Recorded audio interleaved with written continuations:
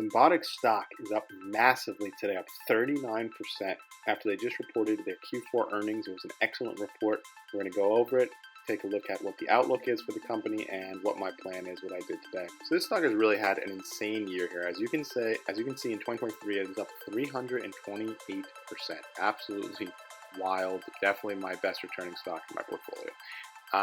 So every time you think this stock is due to take a breather, it just continues to be the gift that keeps on giving. So they reported their Q4 yesterday and really good results. Another record quarter. Company brought in $392 million in revenue, which was way above what they had projected for. They projected for $290 to $310 million, and the revenue grew 60% year over year. They had 17 systems builds in progress a year ago, compared with 35 today, so doubled that. Their recurring revenue streams are now profitable. That's on the back of the company's 12 fully operational systems. And they said that they expect this to remain the case, that it's going to stay profitable from here on out. And they believe over time they can get these recurring gross margins to over 60%. Insane. They currently sit at 19.1%, up from 18.3% last quarter. So it's great to see, while a lot of other companies are not only seeing their margins decline, seeing their revenues decline, Symbotics just continue to tick up. I mean, they are not a growth company. They are a hyper growth company, and the margins are going up too, which is just pretty mind boggling in this environment we find ourselves in. The order backlog grew to $23.3 billion, and they have $548 million in cash. So the balance sheet is looking great. Their adjusted EBITDA flipped positive, so it was negative $20 million in Q4 of 2022. It was negative $3 million last quarter, and it went all the way to positive $13.3 million this quarter. So each quarter they seem to be inching closer and closer to profitability while just staying on this hyper growth track. It's truly mind-boggling to watch. In total now, they have 9 customers. It's including their biggest being Walmart, and then their most recent addition, Southern Glazers, a large wine and spirits distributor. And it's good to see, as they're scaling, their customer base is becoming more diverse. They're just starting to prove that, this system can really handle all different sorts of verticals. And I think that's intentional here, getting into this wine and spirits distribution company. So it seems like they're taking all the right steps. They've also got the whole thing with Greenbox, which we'll get to in a minute, and their plans for global expansion. They also stated something interesting, that they're working on this ability to remotely control the SYM bots. So, the robots are autonomous. Let's say a robot gets stuck, something spilled on the track, or something was in the way. They'll soon be able to remotely control the bots from anywhere in the world, and they stated no competitor possesses this capability. So obviously, you can see where something like that would be crucial, because every minute that passes where there's a bottleneck in these distribution centers and the factory is down, it's extremely costly for the companies running them, right? Like, they're just losing millions of dollars. CEO Rick Cohen said, "We continue to feel like we are investing more in research and development than anybody else in supply chain technology.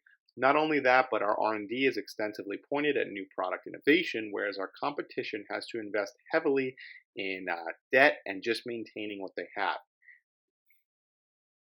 So it's very interesting. This continues to be my one point of concern here is their competition? Is it comparable to Symbotic and what they're able to do?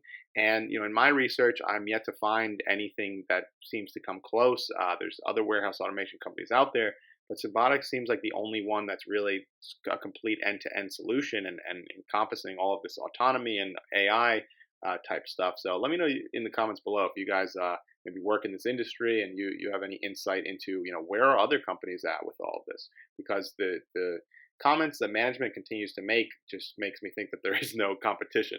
And we'll get to more of that later, that's basically what they're saying. So as far as the outlook goes here, we're still very early.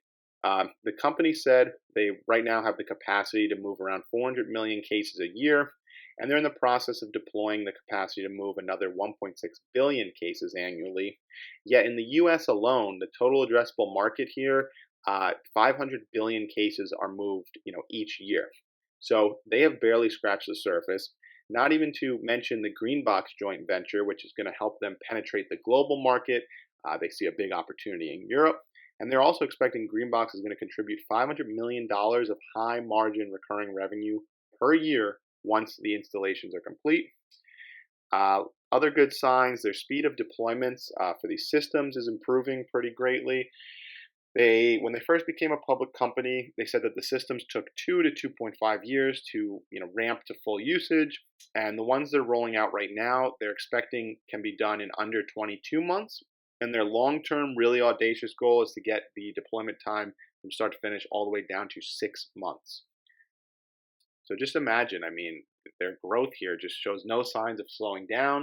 I think that's why the stock is reacting accordingly. There was also some other factors we'll look at, like probably a short squeeze going on. But if they're already growing at this hyper speed, only taking on 1 to 2 new customers a year, what happens when they can get these deployment speeds down 6 months? That they could probably double the customer acquisition rate, if not more. So their recurring revenue streams, as I said, they're already profitable. And keep in mind, that's coming from just 12 systems, right? Only 12 of their total 47 system deployments that they currently have are actually fully operational. So 12 fully operational, 35 they're still getting up to full operational speed. So if you were to look at only the systems they're already building or have built, the recurring profits are just drastically going to increase here. And that's not even accounting for all the new systems here that just seem inevitable as they continue to grow at a fast pace and they're taking on new customers. So I made a couple videos. You can check those out recently on their new partnership with Southern Glazers. You can check out my last video. That's not even going to show up until 2024. And then you've got the Greenbox joint venture, which we've also discussed here on the channel, which is a joint venture with SoftBank. They're expected to announce their first customer in 2024 as well. So we've got a lot of tailwinds, a lot of positive catalysts, it really seems like, for this company. Another good quote from CEO Rick Cohen: one of our basic tenets with Symbotic is the automation that we're providing is so much more advanced than any other automation out there, and our innovation pipelines continue to grow. So again, they keep making this argument that it seems like nobody else is anywhere close to what they're able to do, which is really interesting. And they believe they're going to sell a lot of small systems in the future. So that's something we've been talking about as well. So far they've only dealt with huge customers like Walmart, but they believe catering to small customers is really going to expand their market, because this can encompass both smaller companies that either can't afford the full traditional system, or maybe they don't need a full warehouse. Maybe it's a scenario where you can stick 10 small companies in the same warehouse. And that's something they've talked about in the past. Again, that only their technology can handle. Historically, it hasn't been possible to just be, navigating all these different companies under the same roof in the same building. So it's been very interesting to see Symbotic just cruising forward with seemingly little difficulty, while we're seeing so many other companies struggle, revenues declining, people struggling with their margins. And Symbotic did offer some color on this that I thought was interesting. Cohen said, "I think what we're seeing is the customers that we have right now at Symbotic want to go as fast as they can. We have great customers. They're winning in their market spaces. I think they see headwinds coming and they want to be at the forefront of lowering costs. And we're not seeing any slowdown. If anything, people want to go faster." So I think it's making it clear that there's a lot of tailwinds for this warehouse automation industry that we already knew.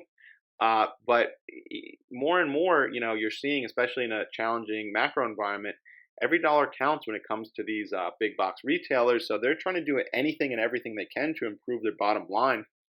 So even just getting one Symbotic, warehouse installed is only going to help. So it's really interesting here, and I think it makes a lot of sense, and that's why you're seeing them have no issue acquiring customers here. So what am I doing? This stock's a really tricky one, because if I look at it conservatively, anytime a stock goes up 30% in a day, I mean, it's up 328% in the year, 39% today. A seasoned investor would probably take the money and run. But yet at the same token, this company shows no sign of slowing down. Management continues to make comments along the lines that there's no other company in the world that's able to do what Symbotic does to the same extent. And Peter Lynch would say, if nothing has changed fundamentally, if the news is still good, the story is still good, why would you sell? And the company remains in a hyper growth mode here, clearly, while margins are ticking up. They seem to be moving closer each quarter to profitability. So this one's been a conundrum for me. And if we look at the stock here, I mean, if we look at the stock here, I mean, it created a massive gap up today. So will it go back down? I mean, it had its, I think this is a record volume day, the most volume I believe that the company has ever had. Yeah, dwarfing everything over. Let's see, we're 8 million shares traded today. I think you've got elements of a short squeeze going on here because I believe the short interest was, at least as of October 31st, so a little while ago, it said was between 15 and 20% short shares were short. So, you got this massive gap being created here. I mean, is it just going to keep running? So we have to wait for the moving averages to catch up here. That remains to be seen. RSI is getting close to 80, so close to overbought.